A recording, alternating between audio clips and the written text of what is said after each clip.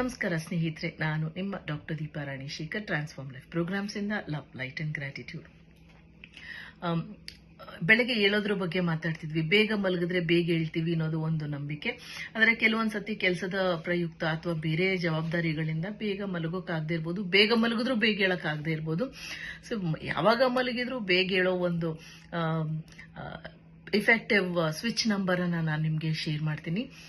39357118. I repeat, 39357118.